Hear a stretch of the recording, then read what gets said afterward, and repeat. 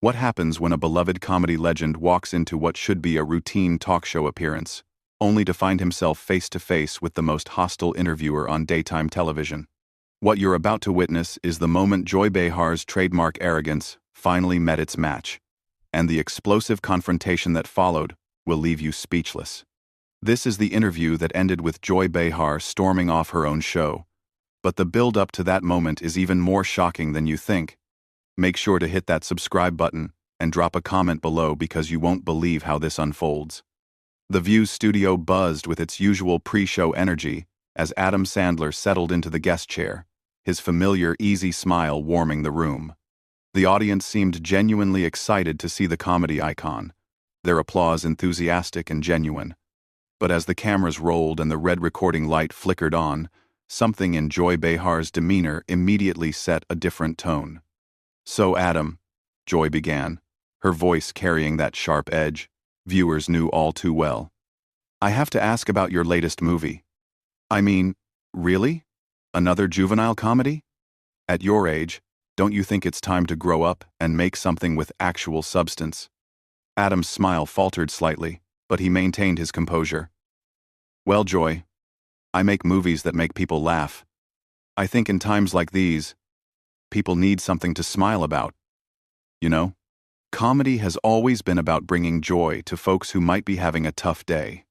"Joy to folks," Joy repeated mockingly, emphasizing his choice of words. "That's interesting, coming from someone whose idea of humor is fart jokes and putting on funny voices. I mean, when was the last time you made a movie that actually said something meaningful about the world we live in?" The other hosts shifted uncomfortably in their seats. Whoopi tried to interject with a diplomatic comment, but Joy bulldozed right over her. "No, I'm serious," Joy continued, her voice rising slightly. "We have real problems in this country, Adam.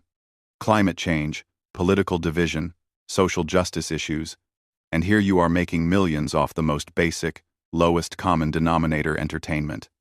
Don't you feel any responsibility to use your platform for something more important?"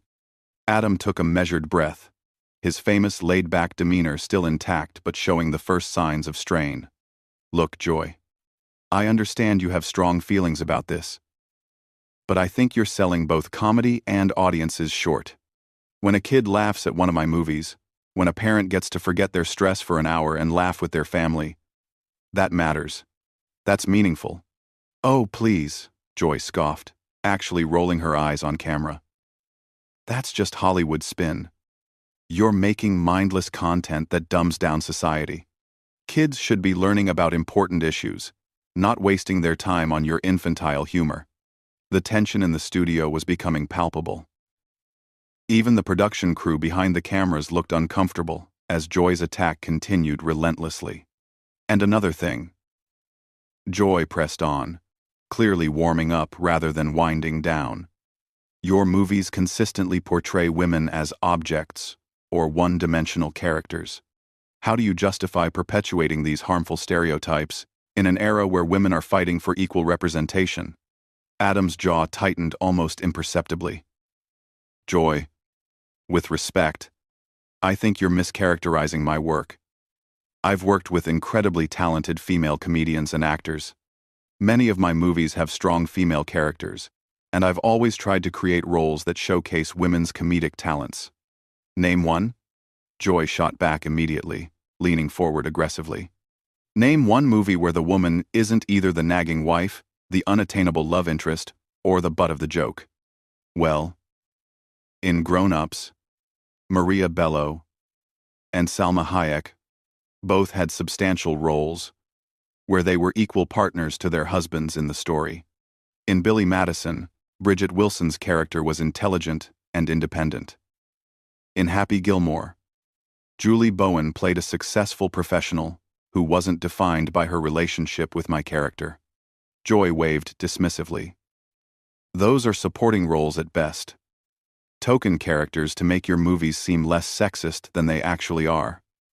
You're part of the problem, Adam. You have influence, you have money, you have power, and what do you do with it? You make movies about golf and football and man-children who refuse to grow up.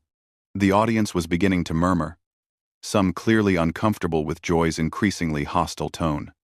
Adam glanced briefly at the other hosts, perhaps hoping for some intervention, but they seemed frozen by the intensity of Joy's attack. "I think," Adam said carefully, "that entertainment and activism can coexist without one invalidating the other. My job is to entertain people, and I take that seriously. But that doesn't mean I don't care about important issues or that I'm somehow damaging society by making people laugh." "Your job," Joy interrupted, "is whatever you choose it to be. And you've chosen to be part of a system that keeps people distracted from real problems while making yourself rich in the process. That's not entertainment, Adam. That's exploitation." The words hung in the air like a challenge, and for the first time since the interview began, Adam Sandler's famous smile completely disappeared. Something had shifted in his expression, a hardening around the eyes that suggested Joy Behar had finally pushed too far. "You know what, Joy?" Adam said quietly, his voice carrying a weight that made everyone in the studio lean in slightly. "I think we need to talk about exploitation." The studio fell silent as Adam's words registered. Joy's confident smirk wavered for just a moment, sensing that the dynamic was about to change completely. "Exploitation," Adam repeated, his voice steady but carrying an unmistakable edge. "Since you want to talk about using platforms responsibly, let's examine your track record, Joy. You sit here every day on national television, claiming to speak for women and marginalized communities. But what do you actually do, besides tear people down?" Joy's eyes narrowed. "Excuse me? I've been fighting for progressive causes longer than you've been making movies. Adam, I don't need a lecture from someone who thinks putting on a dress for cheap laughs is peak comedy." "There it is," Adam said, leaning back in his chair with a knowing look. "The condescension. The assumption that you're morally superior to everyone else in the room. You want to talk about harmful representation? Let's talk about how you've spent years representing liberal women as angry, bitter, and judgmental." The other hosts exchanged alarmed glances.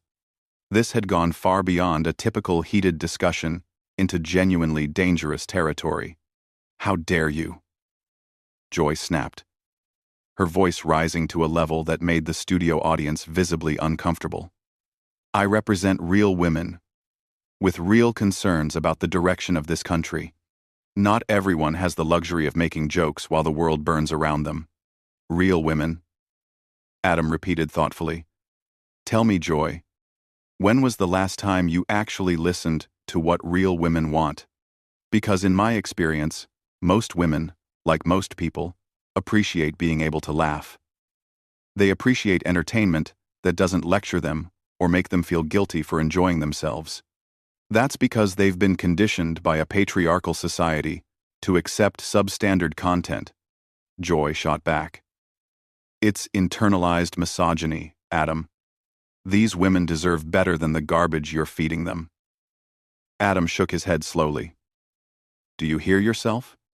You just dismissed the opinions and choices of millions of women because they don't align with your worldview.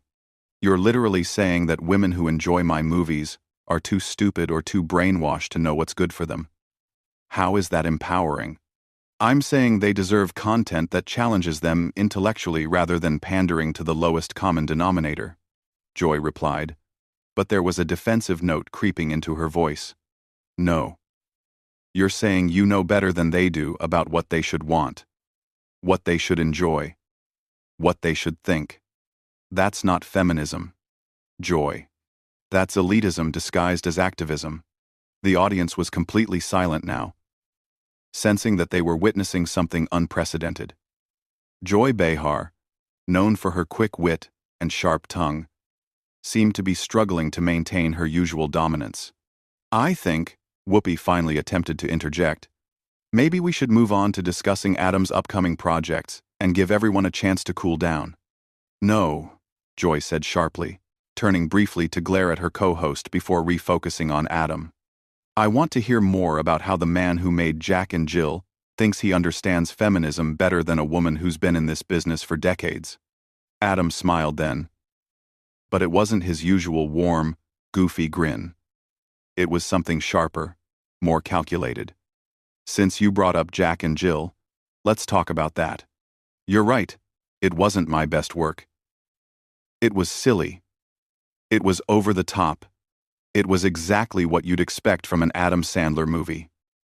But you know what it wasn't? It wasn't mean-spirited.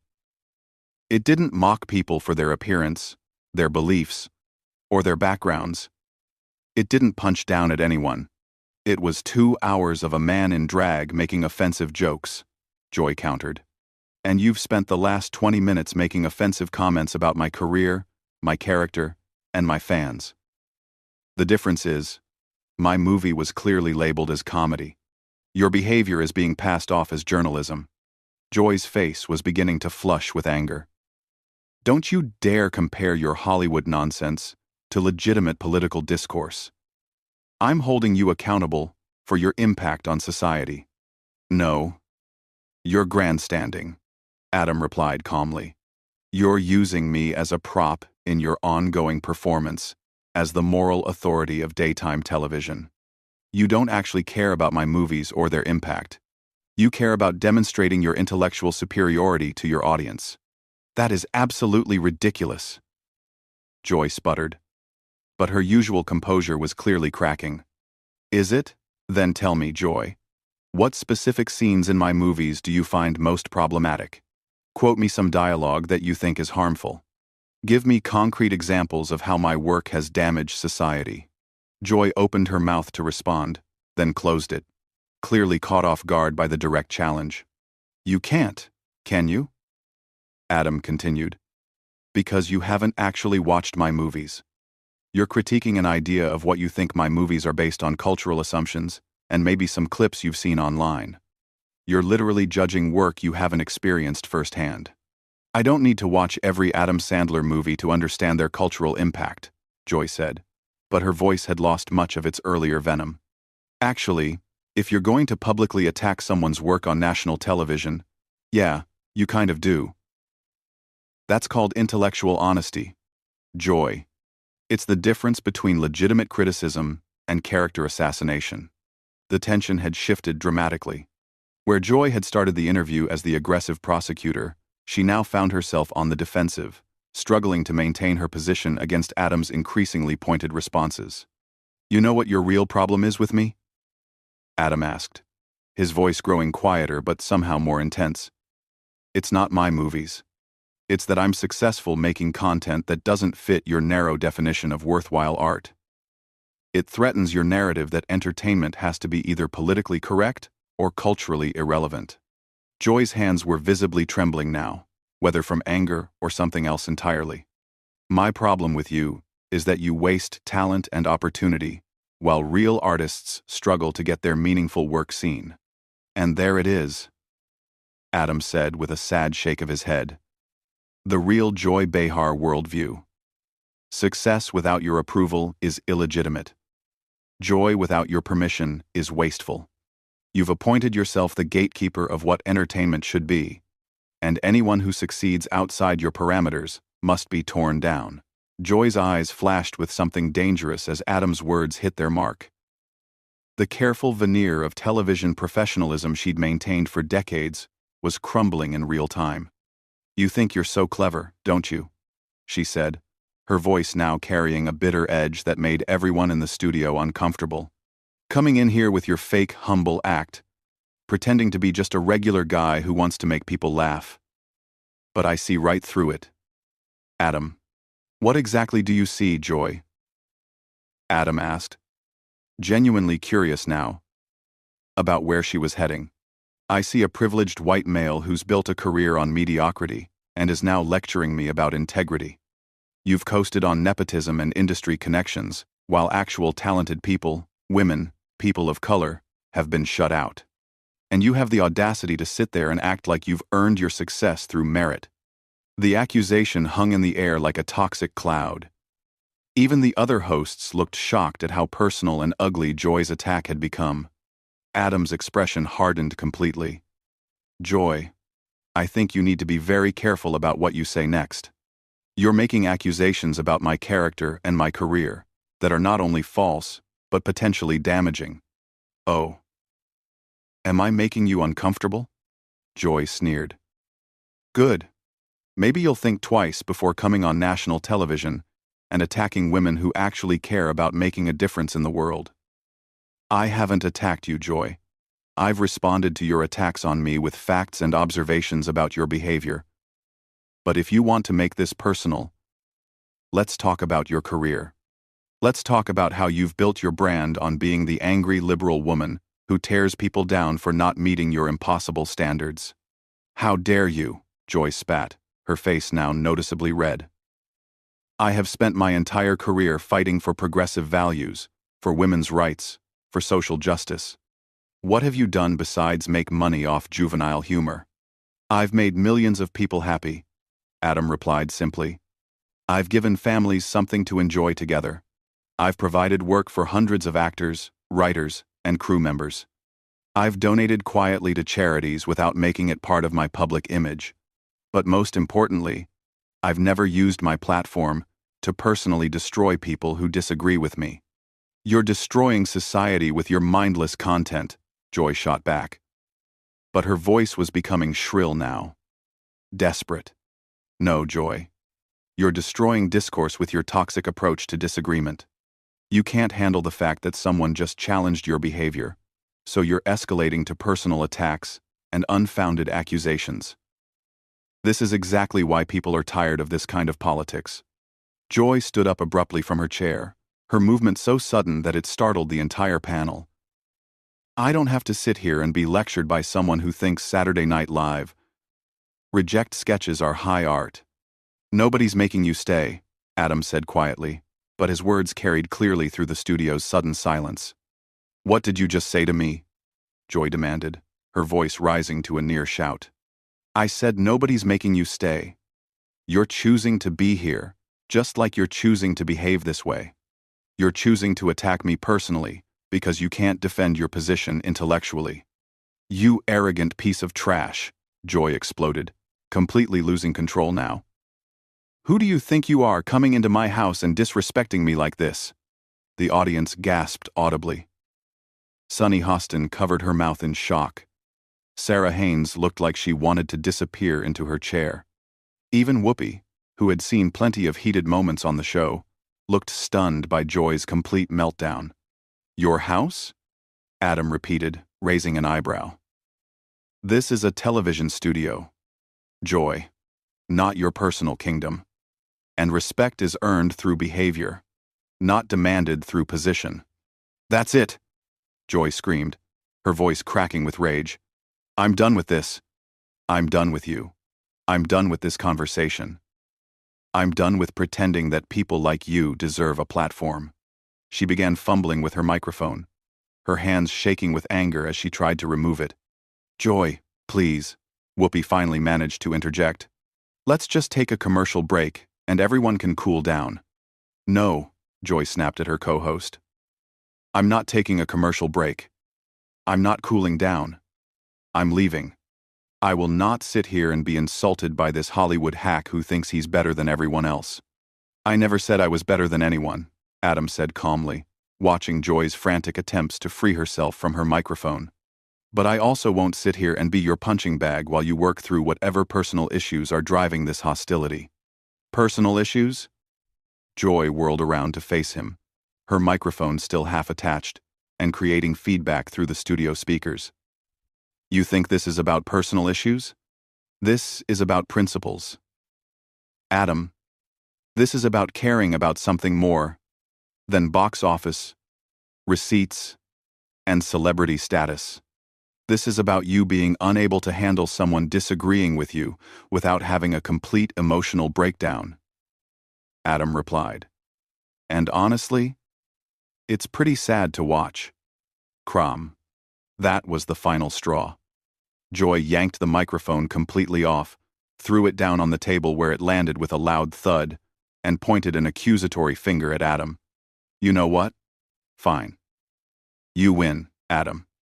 You've successfully destroyed what should have been a simple interview about your latest forgettable movie. I hope you're proud of yourself. I hope your fans enjoy watching you bully a woman on national television. The only person bullying anyone here is you, Joy," Adam said, his voice remaining frustratingly calm in the face of her hysteria. "You started this by attacking my work, my character, and my fans. I simply defended myself. Whatever helps you sleep at night," Joy snarled, grabbing her notes from the table and storming toward the exit. "I'm done with this show. I'm done with this network that thinks giving platforms to people like you is acceptable journalism." As Joy reached the edge of the set, she turned back one final time, her face contorted with rage.